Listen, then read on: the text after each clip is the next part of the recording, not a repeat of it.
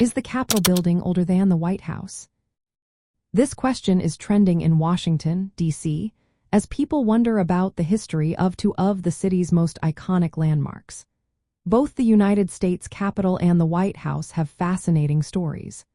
They were both constructed in the late 18th and early 19th centuries as part of the new federal city designed by Pierre Charles L'Enfant. The Capitol serves as the seat of the legislative branch, while the White House is the residence and workplace of the president. Construction on the Capitol began in 1793. The first cornerstone was laid by George Washington himself. This building was designed to house the United States Congress. Over the years, it has been expanded and renovated, but the original structure dates back to the late 1700s.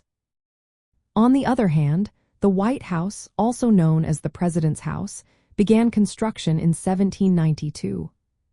The cornerstone was laid in October 1792, and the building was designed by James Hoban. The White House was first occupied by President John Adams in 1800. So, which is older?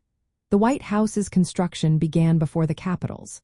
The cornerstone for the White House was laid in 1792, while the Capitol's cornerstone was laid in 1793.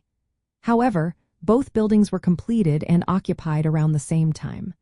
The White House was finished and first occupied in 1800, and the Capitol's first wing was also completed that same year. To answer the question directly, the White House is slightly older in terms of when construction started. Both buildings are nearly the same age and were completed around the same period. Neither is dramatically older than the other, but the White House began construction first. This is a common mix-up in Washington, D.C., but now you know the facts. Both buildings are historic and central to the identity of the city and the nation.